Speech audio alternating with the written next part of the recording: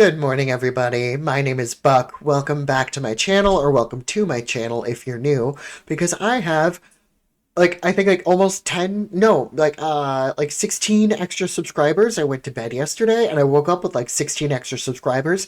Shout out to Robin over at Sunnyside Up Gal. Her channel is awesome, and she shared my most recent What I Ate in a Day When I Was 350 Pounds video. So I just thank you all for watching that. Thank you for sticking around. Thank you for subscribing. Anyway, today we're going to go ahead and watch some fat liberation TikTok videos. Probably going to be a little bit shorter today because I'm not watching a pre-compiled video. I'm actually doing my own curating today. I'm taking a little bit of a step towards being not so lazy in my content creation. Not so lazy that I won't stop reacting to other people's content, but not lazy enough that I'm gonna, put together my own.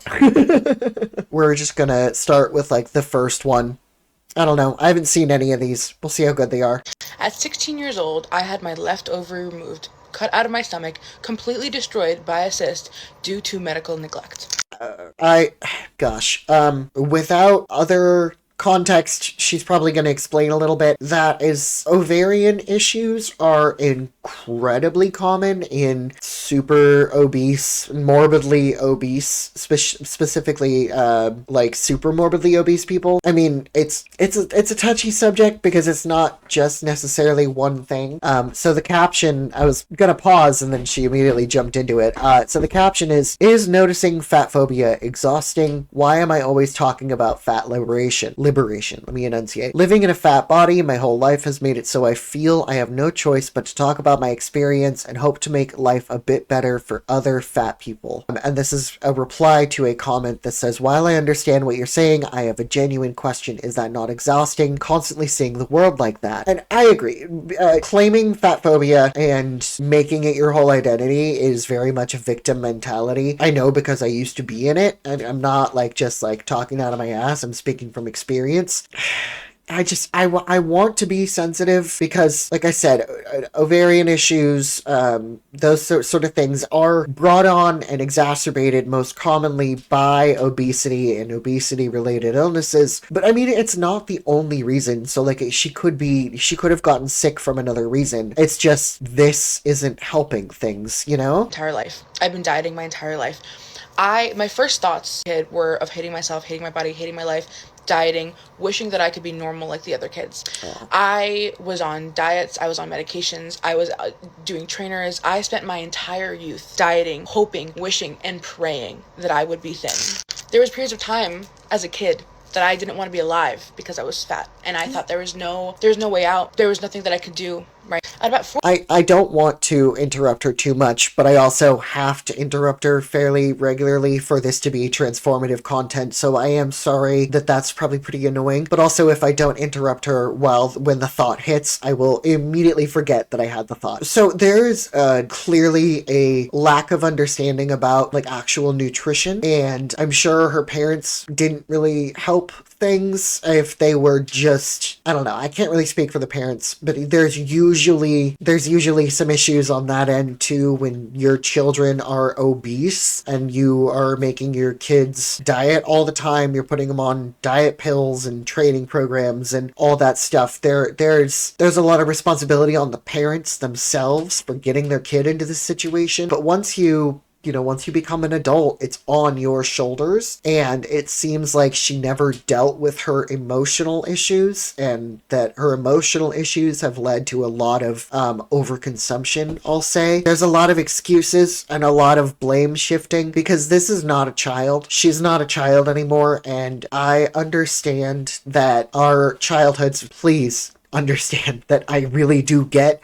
that our childhoods shape us, and that's not always in the greatest of ways. But she was saying it feels like there's no way out, and she's taken that to mean, and instead of actually learning and actually putting in the work and actually doing things, I'm just giving up and I'm gonna pretend that I'm happy where I'm at. I'm gonna force people to accept and make accommodations for me eating myself into this situation. She was so close to getting it, and it's just, I read a comment on I can't remember the channel name. Jermaine. It's Jermaine. I found her like a month or two ago. Anyway, another comment was talking about how there's sort of a no, it wasn't it's Jermaine, it was a Momo video about 1,000 Pound Besties, and it was talking about how in addiction recovery there are often people like farther along in their recovery that sort of become like know-it-alls and are very pushy, and that person compared it to being like a race where that person is closer to the finish line of recovery and kind of hold it over other people's heads. And I was thinking, I was like, I definitely see that point of view, but it's for me at least, it's like this far into my recovery for my not only my sobriety but my food issues. It's not a race against me and other people that have the issues. It's a race against the Reaper. And this far along in my recovery, I have kind of gained a new sight where I can fucking see how close the Reaper is, and I am desperately tugging you along saying, come on, we have to keep going, you have to make these changes, because he's right fucking behind you. So it really breaks my heart when people like take, I had this awful childhood, I've been fat my entire life, it feels like there's no way out,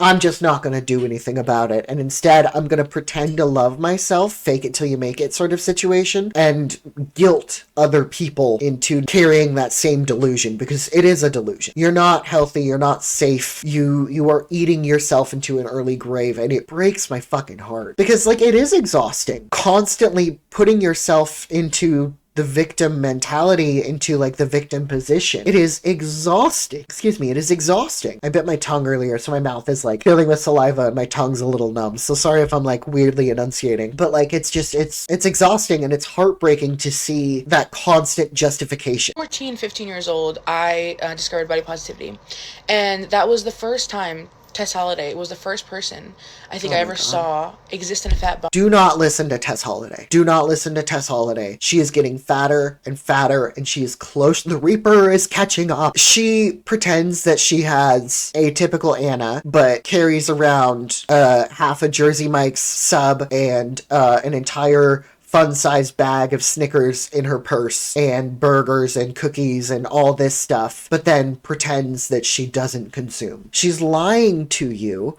She got surgery to make her fit beauty standards, even though she's pretending that she doesn't care about beauty standards. She is lying to you to further her delusion and to get your money. Those are the only two things that she's really doing. You shouldn't believe her. You shouldn't listen to her. Don't fall for her bullshit. That made me realize, oh, you're allowed to be fat and happy.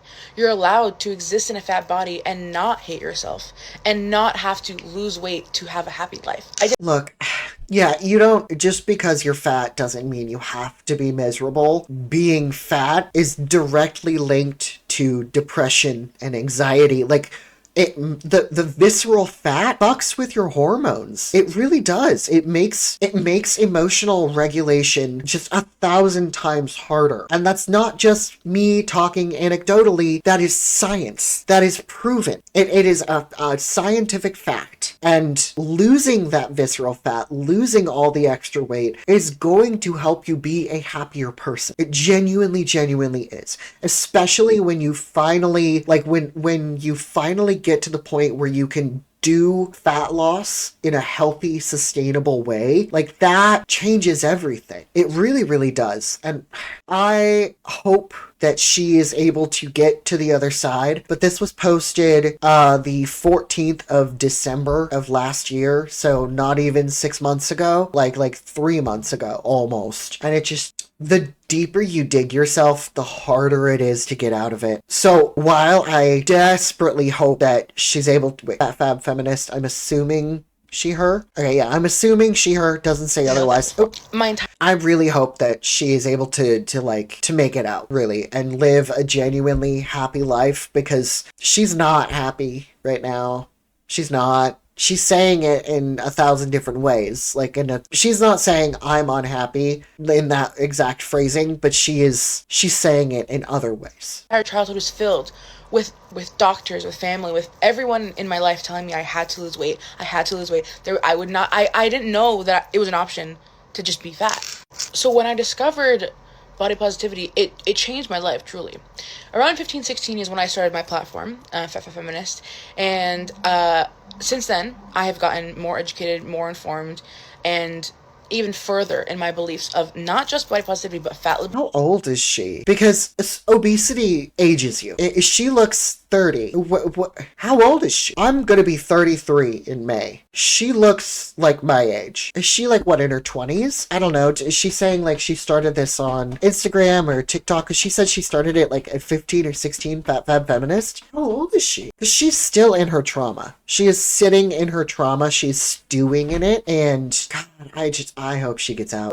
In general, I think that everyone deserves to be treated well and with respect regardless of their size. That is my core belief as a person. Yeah. At 15 years old, just because you're fat doesn't mean that people should, demonize you or mock you person to person. And this is the internet, though, and people are going to be cruel. Like, it's just a fact of life. And people aren't even necessarily going to be cruel. They're just going to be, like, a little bit rude. Just say things that are going to make you go, what?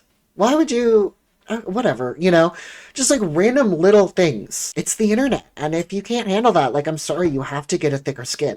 My period was really irregular, and my family was worried. I was worried, and we would go to the doctor and we'd say, hey, this is an issue. They said it's your weight. That is a consequence of obesity. I'm sorry. If your family is predisposed towards obesity, then yeah, you are more likely to get PCOS. PCOS is also insulin resistance, and that weight affects that as well. So like, yeah, your doctor wasn't medically neglecting you. You were neglecting yourself medically. And it's a really painful thing to go through. Oh, I got a comment on one of my books. Okay. A really, really painful thing to go through. I haven't experienced it personally, but several of my very close friends have. And I had pre-transition before I finally, thank God, got my, it was like a full hysterectomy, but they called it something else. I had incredibly painful cycles, so like I do understand like a degree of the pain, and it's a miserable thing to have to go through, especially while you're going through puberty and middle school and high school being cruel. Like it's a compounding thing, but you're not helping yourself when you ignore your doctor. And you just decide that, like, oh no, they're wrong. Like, did you go to medical school? Did you go through all, through all the training, the 12 years or something? No. Listen to your doctor, because they know more than you. And I know that sucks, because you're going to hear things you don't want to hear, but that's reality. You can't sit in your delusion like she's been doing for, seems like, maybe decade? 2 decades? I don't know how old she is, again, so I'm just kind of estimating. If you lose weight, then it'll be normal. Everything will be okay. Yeah. I said, okay, but like, I'm worried. This happened, a few months. Finally, I said, fine. Okay, I'll lose weight. So I go to Bulgaria to a weight loss camp, and this is the second time I've gone. I went when I was 9, the first time. Okay, so you have been like severely obese your entire life. I don't think you guys can see that very well. No, you still can't see it. Okay. But this poor girl has been severely obese her entire life. And it seems like her parents might not understand nutrition very well either. But it seems like they have money. So I don't know. I mean, watermelon for a birthday cake, it's a bummer when you're expecting a cake, but it's not the end of the world because you weren't there for that. You weren't there to eat cake and have fun and do all that.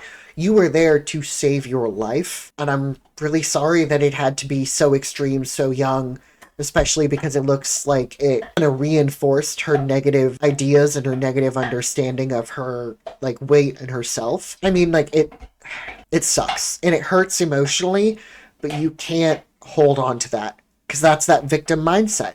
And that is why everything is so exhausting. So at 16 years old, I'm at this weight loss camp. At this weight loss camp, I was there for about 3 weeks.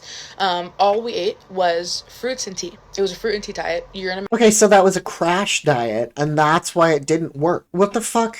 Yeah, obviously, if you don't actually eat anything, the fruitarian diet is not a sustainable diet change. It's not a lifestyle change. You have to change your understanding. You have to change your nutrition. You have to learn oh my god, this is bothering me so much. I was out in the rain a lot this morning and my hair is driving me fucking nuts. You have to completely reshape your understanding, and not only that, she has a lot of like baggage that she's holding on to that she needs to work through, and she clearly hasn't, because this is a severely morbidly obese woman. mountain. There's nowhere else to get food. There's nothing else to do. It's just sit there and eat fruits and tea and you lose weight. Of course, I lost a little bit of weight. Not only that though, they do a full body workup. They check all the things, all the other reasons to why you may be fat. Because shocker, it's not just calories in, calories out. No, yes it is. I mean, PCOS makes it harder to lose weight and maintain a weight, but that doesn't mean it's impossible, and that doesn't mean that you can't do it. It just means you have to work a little bit harder, and that's not fair.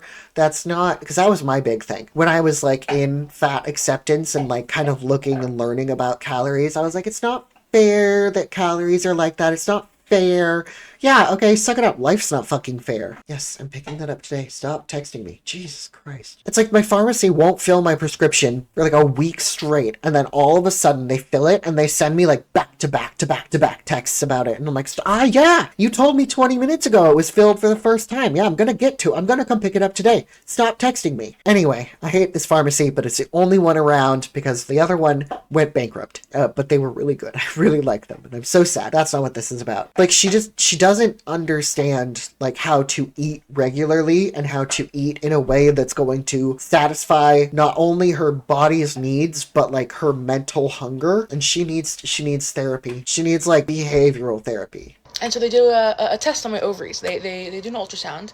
And what do they find? A 15 centimeter cyst on my left ovary. Oh, that's horrific.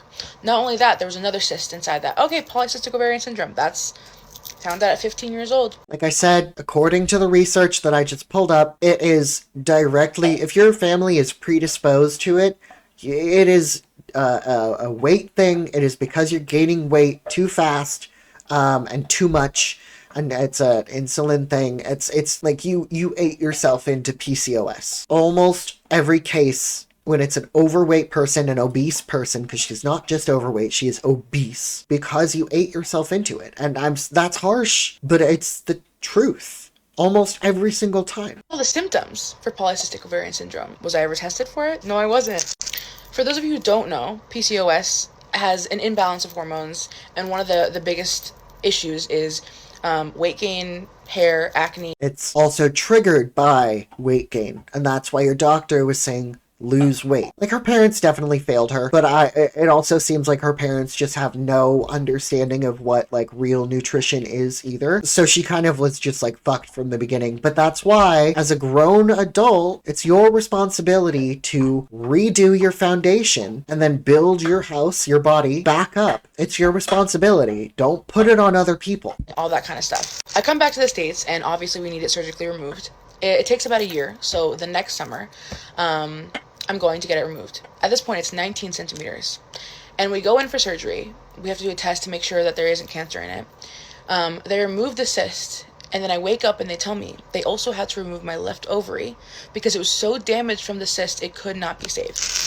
That's really heartbreaking to hear. I'm really sorry that you had to deal with that, especially so young. Because, like, at that age, you don't know if you want kids, if you don't want kids. The option should be available to you well into your adulthood. It should be something that you should be able to choose. And I'm really sorry that you weren't able to do that. That experience, plus the surgeon and the dehumanization that I experienced from all those doctors and the way they spoke down to me that entire time, was one of the most radicalizing moments of my life. I remember being a little kid and my doctor telling my parents, no, you gotta get his weight under control. And I remember feeling like the doctor was so mean. He shamed me. He was so cruel. He was rude. How dare he say that? He was trying to save my life. He was trying to help me avoid all the trauma that came with victimizing myself from my fatness, if that makes sense. I'm sure it didn't feel good, and maybe the doctor said it in a really fucked up way, and maybe there were some surgeons, maybe there was a doctor that just completely dismissed you. Fat activists pretend that they are oppressed for their fatness, and that's not the case. They've eaten themselves into that situation. Maybe they had help when they were a kid, you know, like her parents definitely didn't understand nutrition, definitely didn't understand how to feed someone with her emotional issues, but also like it's not like discrimination for a medical professional to tell you your fatness is killing you. Like I really want to be sensitive here because I understand how hurtful it feels. I really, really, really do. But also I don't want to let that slide. You know, I don't want to let that rhetoric slide because it's a very dangerous avenue. If medical professionals can't say medically accurate like facts, like medical facts, scientific facts to you, it's a very dangerous road to go down. I had been advocating for myself for an entire year prior to finding out about this, and if they had done their job, and if they had told me anything besides dieting and exercise as a solution, and if they had treated me for my symptoms and not my appearance, I would still have an ovary. Listen, your obesity, your appearance, your obesity was a symptom or an aspect of your illness. They were trying to treat it, but you didn't listen because you were so stuck in your victim mindset. And I'm not saying that to be like derogatory of like, oh, you put yourself in a victim mentality. It's like, that's literally what it was. You literally victimized yourself and decided that the doctors were wrong. Done this before when I was in fat acceptance. Please understand, I'm not just saying this to be an asshole. I'm saying it because it's reality. And fat acceptance, the acceptance creators and fat liberation creators, they spread medical misinformation and they spread that sort of idea that it's okay to victimize yourself. Instead of taking charge of your body, instead of taking charge of your health, they just keep making excuses. And I get really frustrated with that, and I do lose my patience with that. And that's something that I'm trying to work on, to be like more empathetic, especially like with creating content, like with my friends and my family. I am very much like empathy first, understanding, really trying to help put them on the right path, that sort of thing. But like I get a little testy when I'm on video. I don't know what it is. Maybe I'm just a drama queen. Your question, yeah.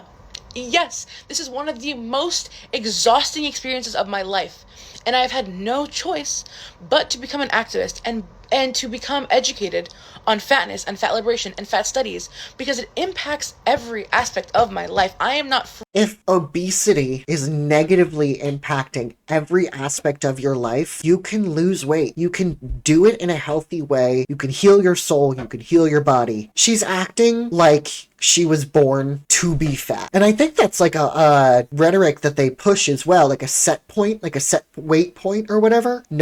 No human body was born to be 300 pounds. No human body was born to be 400, 500, 600 pounds. No, 250 pounds maybe for a really tall dude, but no. The average person, most people, 99% of people were not meant to be this size. It's like she's also like, I am a trans man. I have no choice but to be who I am unless I want to, like, I advocate for myself and that sort of respect. And it's the same as, I can't remember the creator's name, who over the holiday went viral because she was comparing Ozempic, or maybe it was a little bit before the holidays, I don't remember, time is not real. Over the holidays, she went viral for saying Ozempic is like fat eugenics, or fat Jenna's side, I think am I supposed to say? Insert the Amberlynn clip here. My friend Jenna loves you and she's currently fighting with her boyfriend right now and could use your support. Can you say I support genocide? I don't know what y'all are talking about, but you know what? Girl code. I support genocide. Jenna, I hope you're okay. And she was also saying like Ozempic is like if there was a shot to suddenly change your skin color to make a black person white. And that's not at all equivocal. Like, that's not at all equivocal, because you are choosing to be so fat that it is negatively affecting your health. You can be a little bit overweight, you can be a little bit of chunk, you know, and that's not going to really affect you. It's going to lean towards affecting you, and it might affect you, but most of the time, not necessarily. It will, you know, like, it's not really going to be too terrible for you. This level of morbidly obese, morbid for a reason, the Reaper is chasing us. He is right fucking behind you. I see him. You are making choices every day to eat in a caloric surplus that is making you gain weight, and that weight is negatively affecting every aspect of your life. And instead of saying, okay, I'm going to eat less, I'm going to move my body more, I'm going to take care of my mental health and my physical health, she's just waving that flag, just giving up. And that really sucks to see. From other people's opinions on my body, they are actually life and death for many fat people. And maybe this is I don't know, maybe this is too close, so maybe I'll delete it while I'm editing. I don't know. Recovery from my substance of choice and my eating issues has also helped me recover mentally, emotionally, whatever you want to say, from my assault. From 3 to 16, I had no control over my body, and I was stuck in that I have no control, and I'm using these things to push down my emotions, to pretend that I'm happy. Those two things were my only sources of dopamine and my only sources of happiness, but I was killing myself slowly but surely, and I have used recovery to not only heal my mind, body, and soul, but to also reclaim my body from my perpetrator. I don't think she understands how powerful it is to be able to do that. I don't know if she's experienced anything like that. I don't know anything about this creator, but it's clear that she is very traumatized because she's experienced some really severe medical issues, and that is very traumatizing.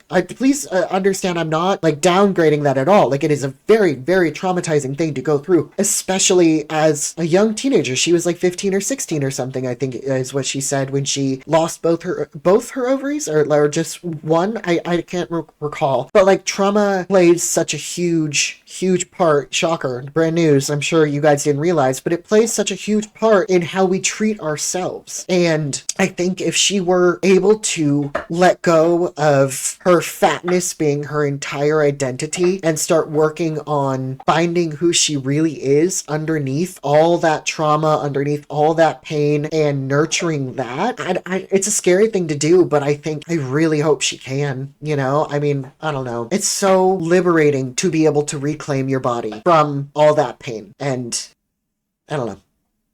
Once you open your eyes to the societal fat phobia that we all experience, it is hard to shut your eyes of them ever again. More than anything, I wish people would have empathy, have care, be kind to others, and listen when they are learning new information that they are not informed of. So I'll ask for some kindness. But personally, I became an activist not because I had this burning desire to be one, but because I had no other choice. So yeah, it might be difficult, but I wake up every morning and my first thought is not, I hate my body. I wake up content with my body, and I can just be a person. You just told me that it negatively affects every aspect of your life. So while you might not wake up and immediately the first thought, instead of, you know, oh, I gotta hit the snooze on the alarm, it might not be, oh, I hate my body immediately, but pretty quickly, all those negative effects of your body, the consequences, hit you. And I bet that's one of the reasons why she eats. Masking trauma, drowning trauma was a huge reason of why I ate, a primary reason of why I ate so much. So, I mean, it might not be the first thought, but it's one of the first 5. Outside of my body. That is what fat liberation has given me. It has given me personhood. And that's what I want for everyone. I want all of us to not have to constantly think about getting smaller and thinner and live in a world that says that's the only thing that you're good for. That's what I want. That's not at all. The thinner I've gotten, the more the world has opened up to me, but not because the world was actually closed off to me. It's because I closed myself off to the world. I didn't want to be seen. I didn't want to see. The world is your oyster, but you gotta open that shell. And if you don't open the shell, like, you can't enjoy the oyster. Does that make sense? Am I metaphoring correctly? And if you want to make this all a little less exhausting, you can be kinder when people talk about fat liberation and fat issues, even if you don't get them. Look, the issue is people generally are pretty kind, but you just don't like the things that we're saying. When you treat someone speaking reality and scientific facts at you as cruelty, that's not everyone else's problem, that's your problem. And that sucks that she's still, I mean, she's still super morbidly obese, and she is shortening her life, and she is harming herself in the daily choices that she's making. It doesn't seem like she's any closer to finding recovery or true happiness, and that sucks. I mean, she does have great fashion sense. It just seems like she relies a lot on beauty standards, and from my understanding, a lot of fat liberation and fat activism is about saying F your beauty standards, but they're so desperate to fit them. So, I don't know. Anyway, I think I'm going to go ahead and end it here. I know I started the video saying we're going to watch a couple. That was a lie. I lied to you and I lied to myself. We're just going to stick with this one. I think that was plenty enough to cover. I want to say thank you again so much to every single one of my subscribers, all 49 of you. And again, I want to talk about my books. All right. So I have the hardcover here and the special edition that you can only get on my website. Ooh, look how pretty. Ooh, shiny, leather bound. The digital version is free on Kindle Unlimited. It's a really good horror story, specifically a dark romance, if you will, kind of reverse soulmates gone wrong, where you are the main character.